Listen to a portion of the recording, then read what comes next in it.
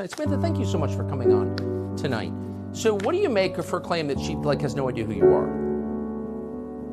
Hi, Tucker. Thanks for having me.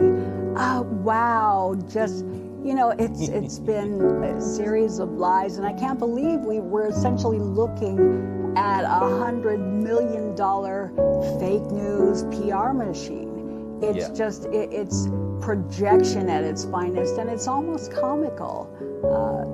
God, just so not true. And the whole grandmother thing, that just did it for us. I think my grandmother would be rolling over in her grave if she saw that, and she didn't take care of her. She visited her.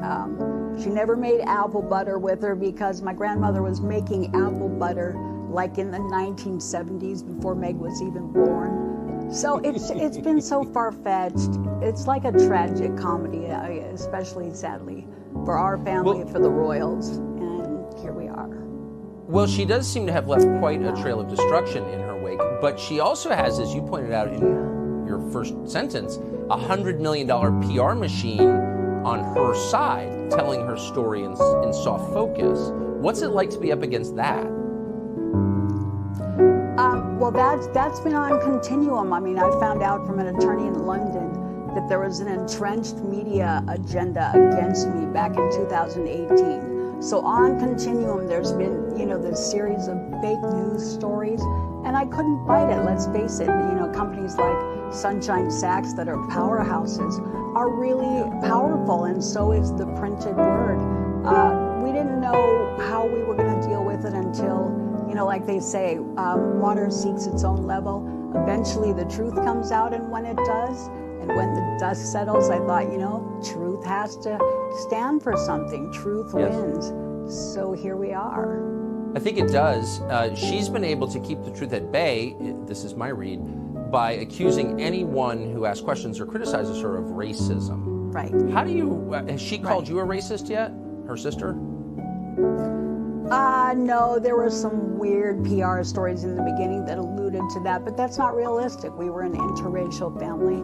And I think, if we all look back when they were the Fab Four, when they were, jet setting, when we looked at that incredible multicultural wedding, and then Prince Charles had paid for and chosen the choir and the bishop, I heard. So there wasn't any racism there until a point at which they began being criticized for making Hollywood deals while they were working royals. If you work at McDonald's, anywhere you work, there is prohibited conduct. There are rules, there are boundaries. And it seems to me that they, got into their position, they had a lot of fun, they loved the accolades and the perks, but when it came time to being accountable and being responsible and following rules, that seems to be when everything fell apart, and that's life.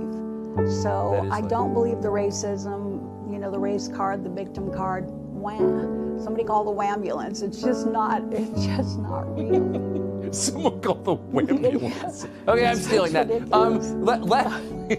Last question, would you have any advice for her in-laws? She's married into this big and storied family and seems to have disrupted it pretty profoundly. What would you counsel them?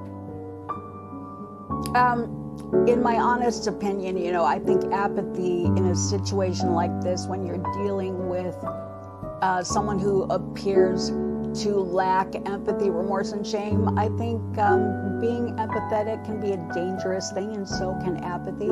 I think he needs to act certainly swiftly and severely, and lay down the boundaries, because they seem to not like boundaries, and I think it sets a dangerous precedent to let this go on. I think that's wise advice, really, for any family. Samantha Markle, I appreciate your coming on tonight. Thank you so much. Thank you, Tucker.